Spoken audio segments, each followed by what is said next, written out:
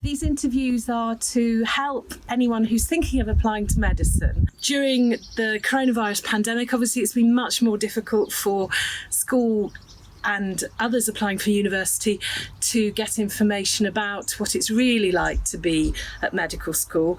And so I hope this is helpful. I'm just finishing my 4th year in Bristol University, so I'm starting 5th year in September, so it's exciting, it's the last year. And I started when I was 19. What would you say is the most usual pathway for a medical student through a medical course? I don't know if there is sort of a usual pathway anymore, because I think there's so many different ways in.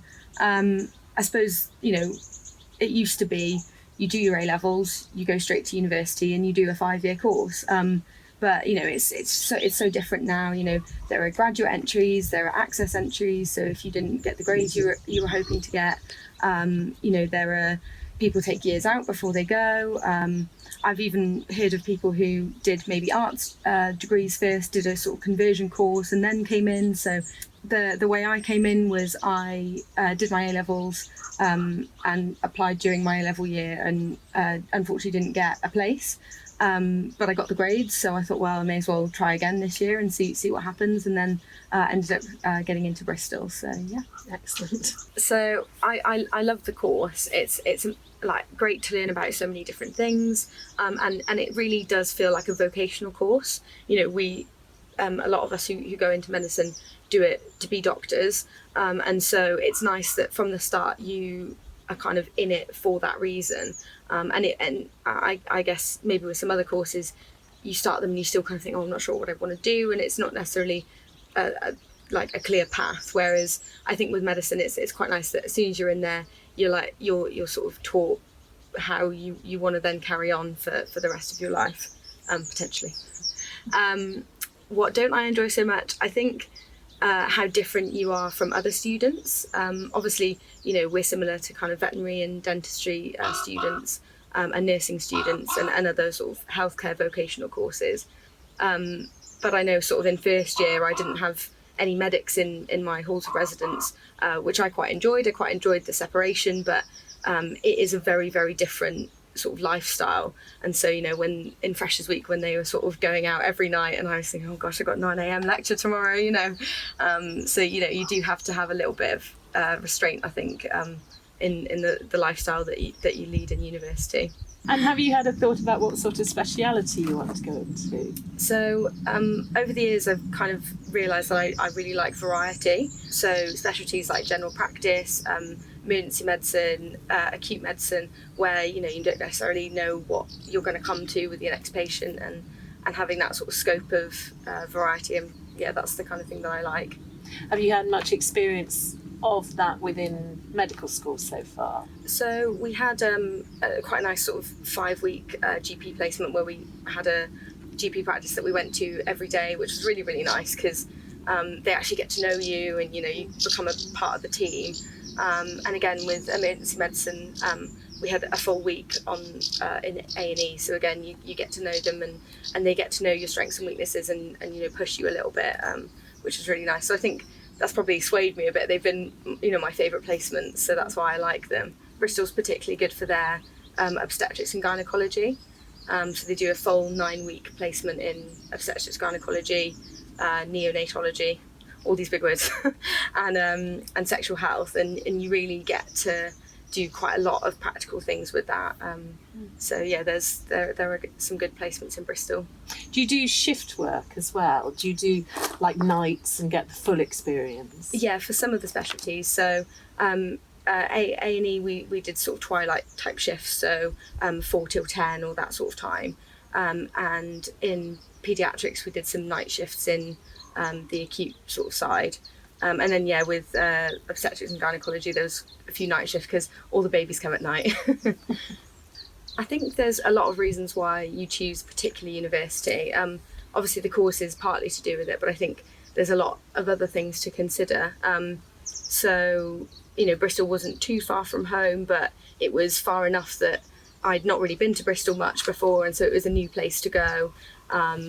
There was at the time when I was applying, there were sort of problem-based learning courses, case-based learning, integrated, traditional, there's all these different types of courses.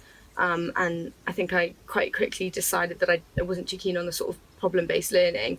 So yes, could you just please explain what you mean by those terms, just briefly? Thanks. Yeah, of course. So obviously it's important to look at each individual university and the structure of their course, because although I use these terms like quite generally, they're all really individual. PBL, so problem-based learning, the kind of idea behind that is that it's very self-directed. So you sort of get given a problem at the beginning of the week, patient with chest pain or something like that. And then in a group, you will look at individual aspects of that problem and come back at the end of the week to talk about what you've learned, treatments, managements, differentials, things like that. Case-based learning is slightly more directed. Similar with you giving sort of a case at the beginning of the week, and then throughout the week, then you get different tutorials or practical sessions to sort of look at the different aspects of that case and then come to the end to bring it all together at the end of the week. You then have sort of integrated courses, which is a mixture of traditional lecture-based with then your sort of clinical practical placements. That's what Bristol was when I applied, but I know it's changed now. It's a more case-based learning, and there's a lot more clinical exposure from first year. And then you've got your traditional courses, which are very separate, preclinical lecture-based and then clinical placement-based. And there are certain universities that sort of take on each different type of course. But yeah, the key thing is to just look on the university websites, and if you're not sure, just email. Like, they're usually pretty good at replying to your questions via email or the FAQ sections. What criteria did you choose in the decisions that you made at the time? So I changed my my sort of tactic between the first application and the second application. The first year I applied for the places I wanted to go, and that's why I didn't get anywhere. I wasn't very strategic with where I picked. I sort of ruled out a few places and then... So you thought in terms of geography rather than the course? Yeah. Okay. So, there was a couple of courses that I definitely didn't want to do, but then I was sort of left with, 15 universities that I thought, these all look quite good, and went to a bunch of open days and liked a few different places, and then, unfortunately didn't get any of them. So the second year then I was a bit more strategic, and I really looked at what my strengths and weaknesses were, and looked at what the university wanted, if you know what I mean. So my second time applying, I didn't do so well in the UK CAT. So I was like looking at my own strengths and weaknesses, doing quite a lot of reflecting, and then decided which universities then would sort of fit with my profile. That's really interesting. What do you think your strengths and weaknesses are? And I'm just thinking, what was it about the first time round that you think meant that you didn't get a place? And what would you recommend to people applying if they don't get in first time? Yeah. So, first of all, I would always say, have your kind of backup plans ready. Whether that, I was very determined that I wanted to do medicine. And so when I wasn't successful the first time, I knew I was going to apply again. But I think it's important to think about that eventuality, because if I was in that situation and I didn't know what I wanted to do, I might have ended up doing a different course that maybe then I wouldn't have been happy with, or maybe that was what I wanted to do. I had a friend who didn't get in and ended up doing physics and really enjoyed it, and now he's doing medical physics. So, he's sort of come into it that way. I think when I applied the first time, my strengths were my personal statement. I'd done quite a lot of extracurricular things like work experience and just like other sort of life experience, not specifically in a hospital. And unfortunately, I applied for quite a few universities that really looked at GCSEs, and although my GCSEs weren't bad, they weren't as competitive as a lot of my sort of counterparts. And so, unfortunately, I applied for the universities that looked at GCSEs a lot, and because I didn't look at the entry requirements as much, I got a lot of rejections before they'd even seen my personal statement, based on GCSEs, based on UK CAT, based on predicted grades, all of these things that I, didn't think about too much. Unfortunately, that was the hurdles I tripped over. It was a multiple mini interview, so I know there's different interview types. There's sort of panel-based interviews where 3 or 4 people and you talk to them and they ask you questions, or there's multiple mini interviews, which is sort of like 10 different people and you have 5 minutes with each person. I think most universities now are doing that one. those, yeah. So it's great if you are good at turning your mind off from what you just did. So I think I let myself get quite tripped up. You know, if I had a bad question that I didn't think I answered very well, I then allowed that to impact on my next question. And so I think I had a bit of a domino effect with my first interview. That's really good advice, actually. Yeah. I think, yeah, it's just, you know, sort of training yourself to, that was that question done, let's do the next one. Absolutely. And I think because I'd only had one interview, it's hard then to then be ready for the next one. Do you know what I mean? If I'd have had more than the one, the next one might have gone better, you know. It was a good learning curve. And I was definitely more ready then when I applied the second time round. And I don't think, well, I know it didn't negatively impact me to not get in that first time. Absolutely. You know, it made me grow a lot. It made me reflect on myself a lot. As, you know, medics, we're classically like quite high achievers, and we're not necessarily so used to not doing well at something or failing something. And it is a big learning curve. And I was glad that I did that before I went to medical school. Rather than, you know, having to deal with those emotions while I was trying to do the degree as well. Having reflected, what do you think would help medical applicants now in terms of the mini medical interviews? Being aware of the scope of what the questions might be. So I think I was quite taken aback by some of the stations I had. I did, my second time around, I did 2 different multiple mini interviews. And, you know, there was an ethics question, like, you know, you can kind of predict now, having done them, what kind of questions you might have. So there'd be an ethics question. There could be a role play situation. So, you know, a patient comes in and you have to pretend that you're the doctor and, you know, talk to the patient. The ones that threw me were the practical stations. So I don't know how much this is like a thing in every sort of school. But I know for one, I had to go in and I had to strap somebody's leg up. I had to look at the instructions to see how to strap someone's leg up and then do it. And I was absolutely thrown by that. And there was another one where you had to do some dexterity with, you know, surgical instruments. And again, absolutely thrown by that because I wasn't expecting it. And then a maths question was one of them as well. So, you know, just being aware that there could be quite a range of things that they ask you to do. Presumably like working out drug sort of dosages, and you are given the information. So, so would advice be to relax, to take your time, to try as much as possible to absolutely. Think about the question, and as you say, forget about what's happened before and focus on that one. You know, none of the questions are out to get you. None of them are particularly difficult. It's just the situation that can be stressful. So, you know, take your time, take a deep breath. You always have enough time. You know, 5 minutes doesn't sound like a lot, but if you really think about what you're saying and you say it in a concise way, you definitely have enough time to come across well. And all of the people who are doing the interviews are normal people. They're not difficult. It just throws you because you think, oh gosh, it's a maths question, you know. Yes. But as long as you just take a deep breath, take your time, everybody's more than capable of answering the questions. And read the question carefully. Absolutely. What do you wish you had known when you were at school about medical school? I think something that they actually told us when we first started medical school, which was sort of touched upon, is, you know, we're all used to being quite high achievers, and all of a sudden you're in a room with 200 people who are also high achievers. And, you know, you do find yourself settling somewhere within that pool. So you're not necessarily going to be the top of the class anymore, but that's okay. You know, I think, like I said, luckily because I didn't get in the first time, I'd already had that kind of realization. But I think, it's good advice, and it's a good thing to recognize that, you know, you are enough just being in medical school, let alone being in the top 10% or whatever, you know. And at the end of the day, you're all going to be doctors, and, you know, you're all going to be doing what you want to do, and that's like the best thing of it, you know, without worrying too much about the academics. You know, I love a cup of tea with my friends, or going out for dinner, or, you know, having that time away from, you know, studying or being in the library. But even, you know, when it comes to exam time, and, you know, you do want to have a bit more studying going on, and, you know, you are a little bit more stressed. Doing that with others, I think, is really important. That's the important thing with stress, is to not hold it on your own. You know, share it with others. What do they say? A problem shared is a problem halved, isn't it? So What attributes do you think are good or important to have as a doctor?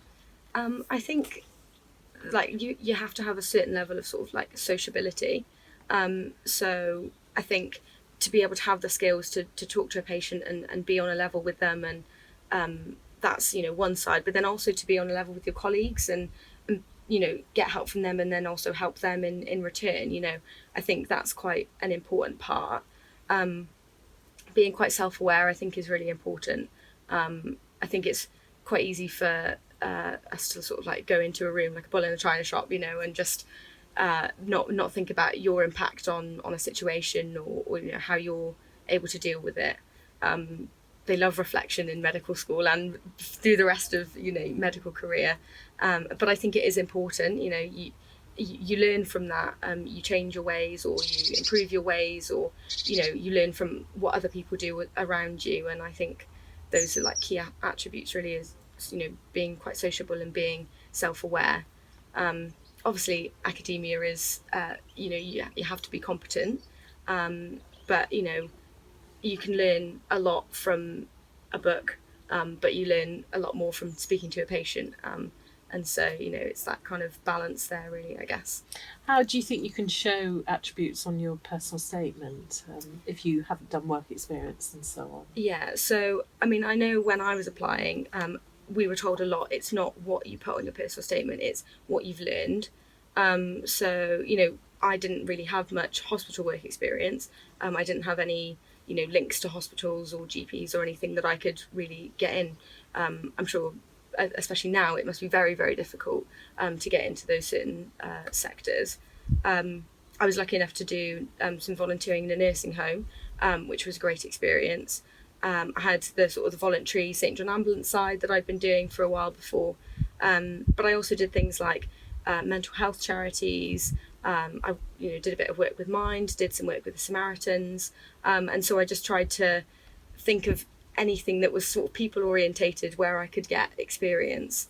I was lucky from when I didn't get in the first time and I had the year out. I made the decision that I wanted to work rather than sort of go travelling. And I was a care worker, driving around people's houses for a couple of months, and then was lucky enough to get a hospital job as a healthcare assistant. And so I did that for a few months, which was absolutely invaluable experience. I would recommend it to anybody who is looking to do medicine, or, you know, wants to have a bit more of an experience. Obviously, it can be quite difficult to get those jobs, and obviously it's not essential, but if you do have some extra time on your hands, it's amazing. It's an amazing job. And you have such a better understanding of the way the team works. So yeah, you know, obviously I talk about all these things I did, but if, you know, it's what you gain from experiences. So you don't necessarily have to have, you know, done shifts in cardiothoracic surgery to be able to, you know, sell yourself in a personal statement. It's what you've learned. So, you know, whether you've learned your people skills, or whether you've learned team working, or whether you've learned to reflect, or, you know, whatever you've learned from it, that's the key bit, not necessarily what you did. You know, whatever you end up doing, there is support in the medical school. If you're struggling with something, lecturers, you know, they are more than happy for you to come and ask questions at the end. If anything, they want you to, you know, they're sort of at the end of a lecture, they say, oh, I'm here if anybody wants to ask anything. You know, that like I said, there's always going to be a range. There are always going to be the absolute high achievers, but as long as you get the grades, or you know, you have what is expected from the offer, you're more than able to cope with the academic rigor of the course then. I mean, I think, you know, it's an interesting time to be coming into medicine. Obviously things have changed quite a lot since I came in, but talk to as many people as you can. You know, get advice from as many people who are either doing the course, or, you know, have helped people to apply, or like email people or ring people from the university if you need to. You know, I was very glad that I emailed Birmingham and asked them about their requirements, because straight away then I knew, okay, that wasn't going to fit with me. And if I'd have just thought, oh well, you know, it looks all right, and gone for it, I would have wasted a slot. Like I said, have a backup plan, and that doesn't necessarily have to be a non-medical backup plan, but just make sure you have a think about what you would do if this doesn't work out this time, or you know, one of my friends he came into medical school when he was 26. You know, he did primary education, thought maybe that wasn't for him, applied, didn't get in, took a couple of years out to work, applied again, didn't get in, thought, right, I'm going to try one more time, and then that was the time, you know. And just as long as you have a bit of awareness that if you don't get in this time, it's okay, and there are other ways in, and if you're coming from a background that's maybe not scientific, you still can do it, you know. There's always different schemes, and if you want to do it, you'll find a way. I think that's important to remember. Absolutely. That's excellent. Well, thank you very, very Thanks much. for having me. That's brilliant. And I hope that's been very helpful. Thank you.